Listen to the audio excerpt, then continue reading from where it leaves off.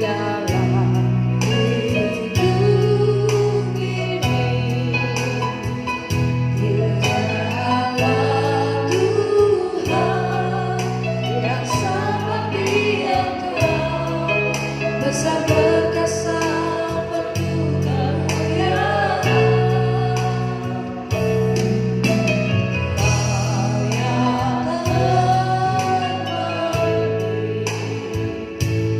Di dalam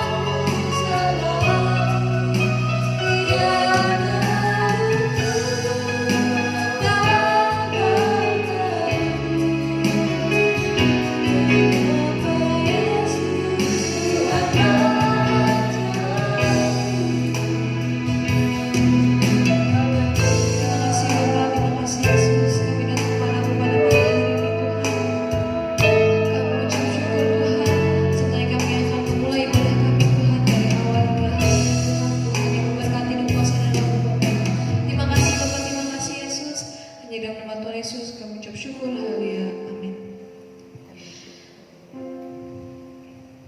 Kau yang terindah dalam hidup kami Tuhan, terima kasih Kami Yesus. bersyukur kepadamu Tuhan.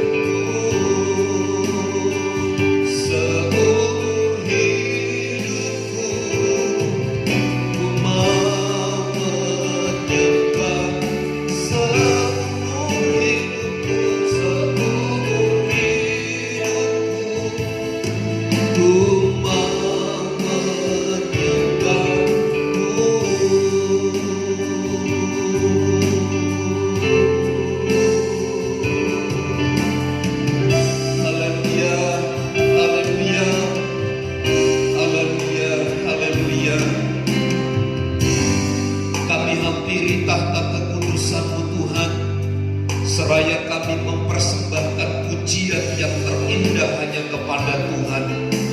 Kiranya setiap pujian kami, setiap persembahan pujian yang kami naikkan kepada Tuhan adalah persembahan yang menyenangkan dan menyukakan hati Tuhan.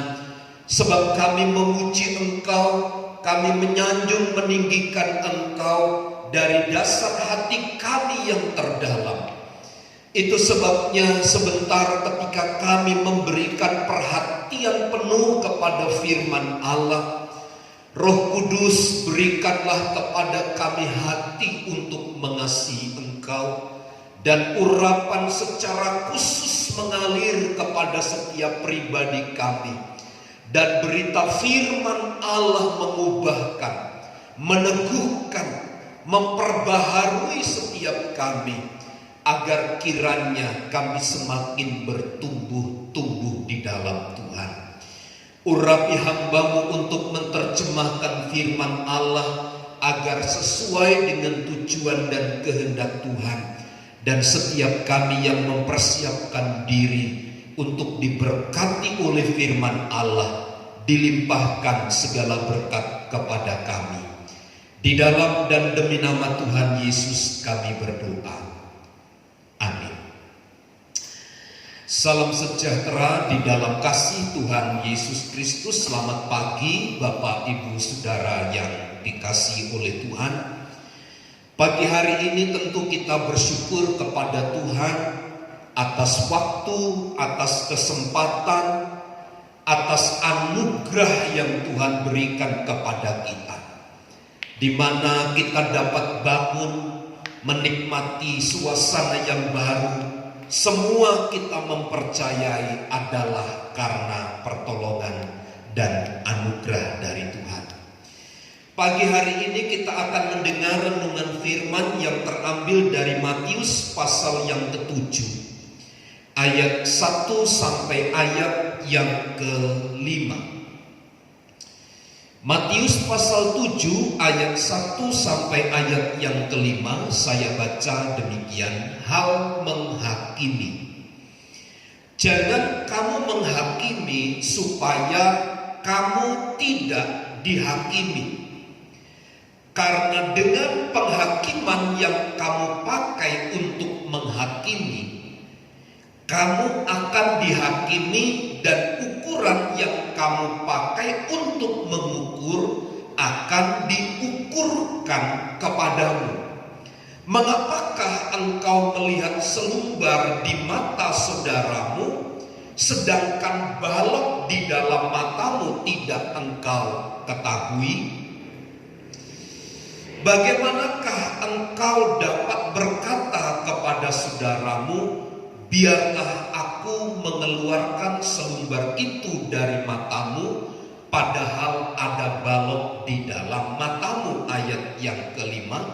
Hai orang munafik, keluarkanlah dahulu balok dari matamu, maka engkau akan melihat dengan jelas untuk mengeluarkan selumbar itu dari mata saudaramu. Matius pasal 7 ayat 1 sampai ayat yang ke-5 adalah bicara tentang pengajaran Tuhan Yesus kepada umat-umatnya. Jangan kamu menghakimi. Artinya Tuhan sedang mengajar untuk dapat menempatkan diri, untuk dapat menghargai, untuk dapat menempatkan diri sebagaimana mestinya Tuhan menempatkan kita ada di tengah-tengah saudara bersaudara di dalam Kristus. Artinya Tuhan Yesus ingin mengajak kepada kita, dialah satu-satunya tempat kita mengandalkan. Dialah satu-satunya tempat kita berharap. Dialah satu-satunya tempat yang harus kita andalkan.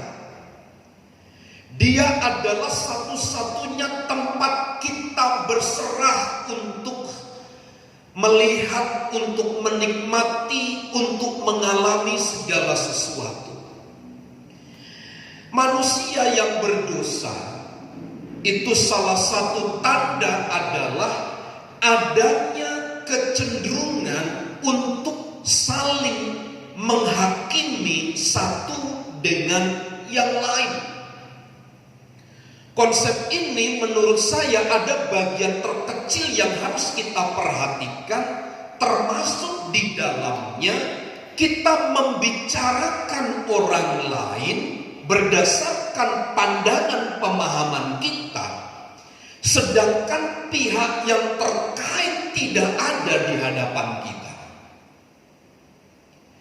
Di mana kita sedang berpendapat, di mana kita sedang memberikan penghukuman melalui pendapat, melalui kata-kata terhadap orang-orang yang ada di sekitar kita. Kita mudah untuk memberikan penghakiman. Kita mudah untuk menghukum seseorang dengan kata-kata berdasarkan apa yang kita pandang, berdasarkan apa yang kita lihat. Kalau mengacu di dalam Kejadian pasal yang ketiga ayat yang ke-12, di mana ketika Allah bertanya kepada Adam, lalu Adam menyalahkan pihak lain sebagai alat untuk membenarkan diri sendiri. Artinya Adam pun dalam peristiwa ini sedang memberikan penghakiman kepada orang-orang yang ada di sekitarnya. Menurut saya, mengapa kita lebih sering memberikan penghakiman ketika kita melihat sepintas orang-orang yang ada di depan kita? Pertama, mungkin kita menganggap diri kita benar, sementara orang di luar kita adalah diposisikan sebagai yang salah. Orang yang ada di sekitar, di luar diri kita, kita anggap semuanya salah. Tidak ada yang benar. Tidak ada yang berlaku benar. Semuanya berlaku salah. Sebenarnya konsep ini adalah tidak lain tidak bukan bicara tentang bagaimana pribadi seseorang itu mempertahankan posisinya di hadapan orang, sehingga menjatuhkan orang lain agar dirinya terangkat dengan baik, mengangkat posisinya supaya tetap bertahan dengan cara mempersalahkan orang lain. Tetapi yang selanjutnya juga berlaku begini, bahwa dosa itu selalu mencari rekan, begitu. Dosa itu selalu mencari kawan.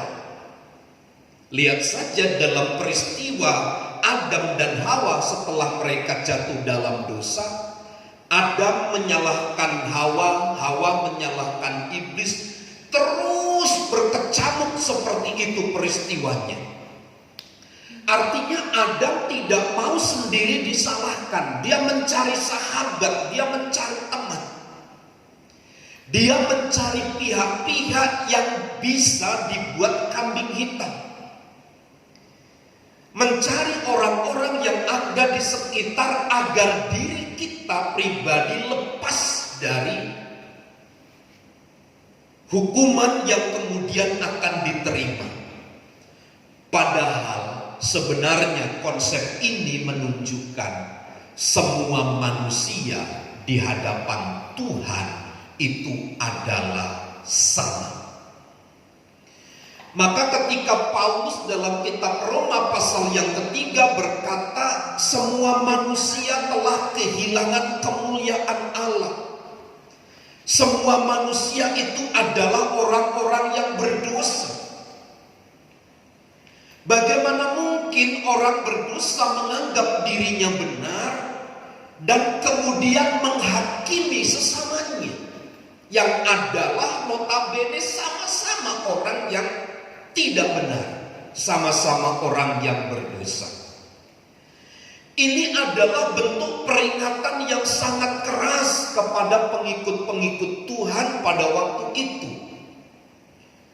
untuk memindah posisikan agar mereka punya cara kerja, cara pandang, penilaian yang benar terhadap orang-orang yang ada di sekitarnya. Kita tidak bisa pungkiri, Bapak Ibu Saudara, kadang-kadang kita bisa begitu cepat bereaksi, menempatkan diri menjadi hakim atas orang lain. Ketika orang memandang kita sebelah mata, lalu secara spontan kita begitu reaktif melihat orang yang ada di sekitar kita, kemudian kita memberikan kesimpulan.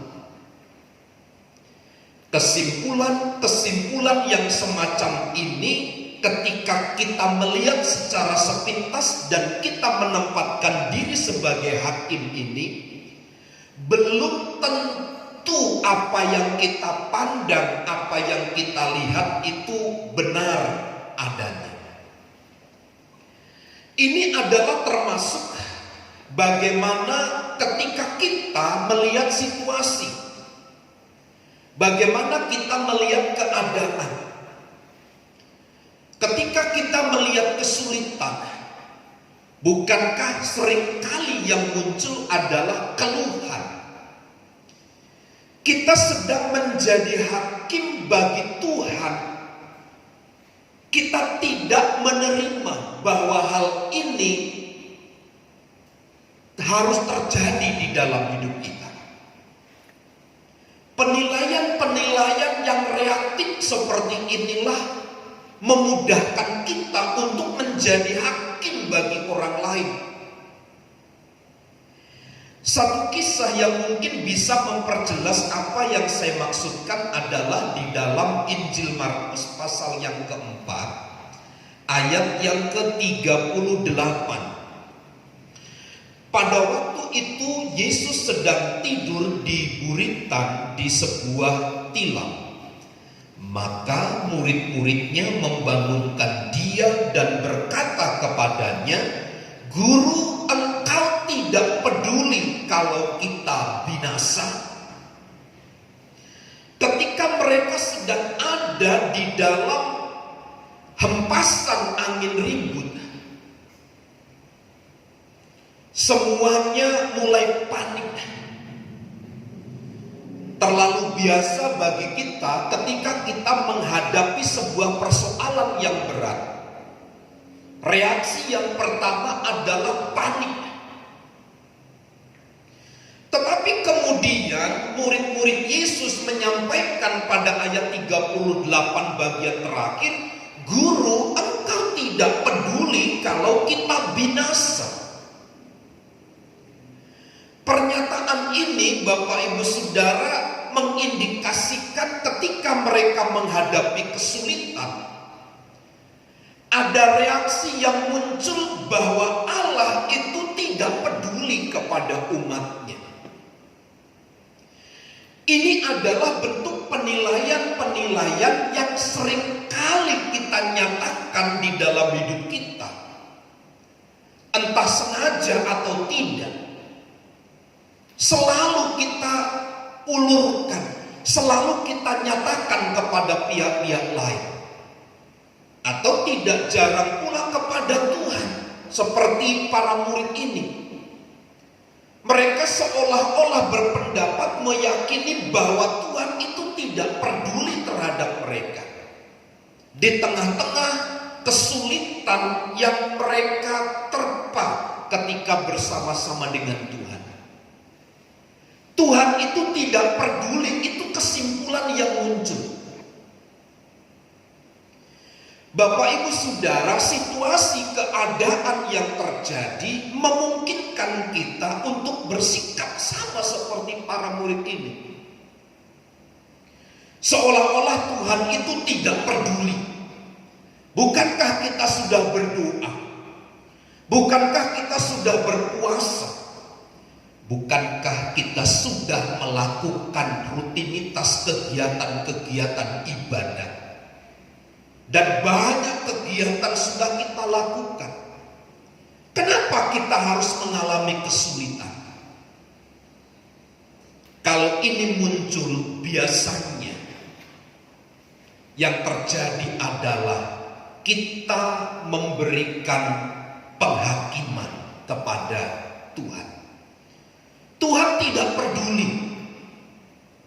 Sepertinya Tuhan sedang membiarkan kita masuk di dalam sebuah kesulitan yang teramat sangat, di mana kita tidak mampu. Nah, Bapak Ibu Saudara, itu adalah salah satu bentuk yang muncul.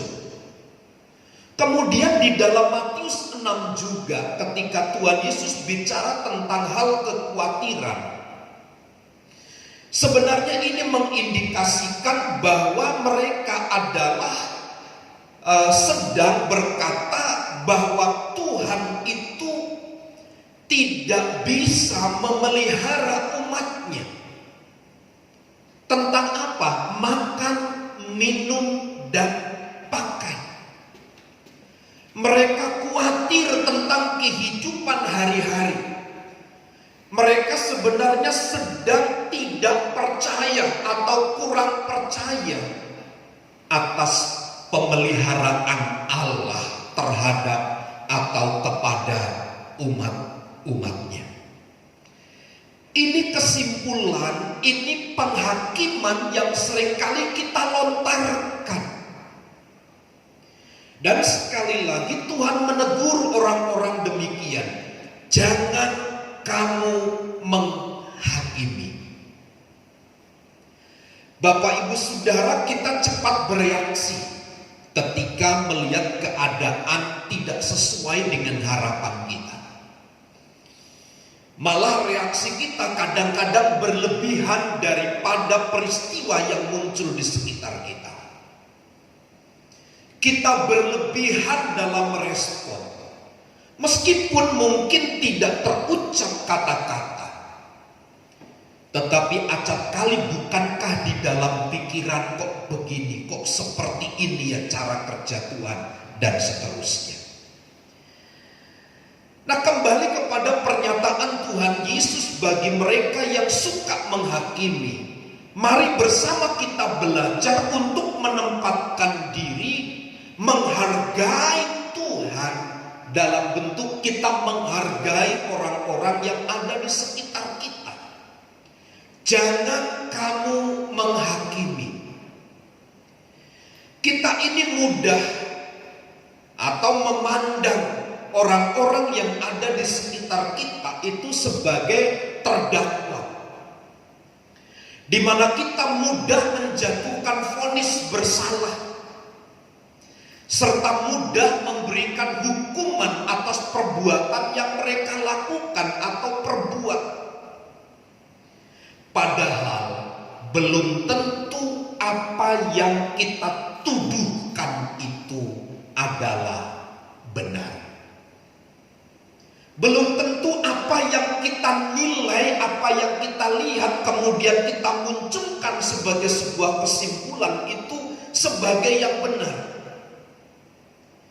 Sekali lagi, bahkan kalaupun kesimpulan kita terhadap apa yang kita lihat, terhadap apa yang kita rasakan itu benar, seseorang itu terbukti bersalah, tetapi tetap saja itu bukan urusan kita menjadi hakim atas orang-orang yang bersalah. Kita tidak layak menjadi hakim atas sesama kita. Yang layak memberikan penghakiman itu adalah Tuhan. Beda penghakiman kita dengan penghakiman Tuhan. Penghakiman Tuhan itu adalah berdasarkan anugerah. Tuhan menghakimi untuk memulihkan. Tapi kita, penghakiman yang kita lakukan kepada orang di sekitar kita adalah dalam rangka menjatuhkan, adalah dalam rangka membuat orang tidak berdaya dan seterusnya. Itu sebabnya Tuhan Yesus katakan, jangan kamu menghakimi. Kita ini tidak diberi kelayakan oleh Allah untuk menghakimi. Karena motivasi kita menghakimi itu adalah hanya membuat orang jatuh. Bagaimana mungkin orang berdosa menghakimi juga sesama kita yang adalah labene orang yang berbeda. Kita sama-sama orang berdosa. Bagaimana mungkin kita menempatkan diri sebagai hakim bagi orang berdosa itu sendiri, padahal kita juga terlibat dan ada di dalamnya. Nah, Bapak Ibu Saudara, menjadi penting pengajaran ini disampaikan kepada kita hari ini. Kita sedang berhadapan dengan kesulitan yang besar. Kita sedang ada di dalam wabah yang begitu menggetarkan, begitu menakutkan. Tapi apa yang kemudian muncul di dalam hidup kita ini? Apakah kemudian kita berdiri sebagai hakim, lalu menyalahkan Tuhan, menyalahkan pihak-pihak yang berwenang, menyalahkan orang-orang yang kredibilitasnya baik di sekitar kita? Sekali lagi, janganlah kita menjadi hakim bagi sesama kita. Tuhan sedang mengajar kita untuk membangun relasi yang benar dengan sesama. Tuhan sedang merevisi cara kerja kita di dalam memandang, di dalam melihat segala situasi dan keadaan. Sebab ini adalah menjadi penentu relasi antara kita dengan Tuhan. Itu sebabnya Tuhan mengajar kepada seluruh umatnya, mari kita memiliki relasi yang benar dengan sesama sebagai sebuah acuan relasi kita dengan Tuhan itu. Pagi hari ini Bapak Ibu Saudara, saya simpulkan dari apa yang saya sampaikan ini, sesungguhnya Tuhan mengajar kepada kita untuk kita menghargai orang-orang yang ada di sekitar. Termasuk kita bisa mengucap syukur terhadap segala situasi yang terjadi hari-hari ini. Sebab dengan kita mengucap syukur, kita sedang menempatkan diri sebagai orang-orang yang menghargai, sebagai orang-orang yang menerima, sebagai orang-orang yang hidup berserah sepenuhnya kepada Tuhan. Mari kita bangun relasi kita sesama kita dengan baik, dengan benar, karena itu menjadi acuan relasi kita dengan Tuhan. Kiranya Tuhan menolong dan memberkati kita dengan kuasa firman-Nya. Mari kita berdoa. Bapa, kami mengucap syukur buat pagi hari ini. Keadaan yang kami alami, kesulitan yang kami alami, biarlah membawa kami memiliki kualitas iman yang sesungguhnya. Kami tidak berdiri sebagai hakim yang kemudian mendakwa orang-orang yang ada di sekitar kami, tetapi kami memberikan hak penuh kepada Allah sebagai hakim yang adil itu, sehingga kami menjadi pribadi yang selalu berserah, yang mengandalkan dan berharap kepada Tuhan.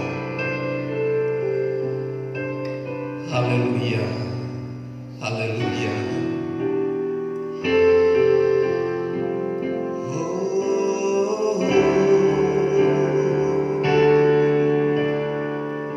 Satu-satunya yang kuandalkan, satu-satunya yang kupercaya, Engkau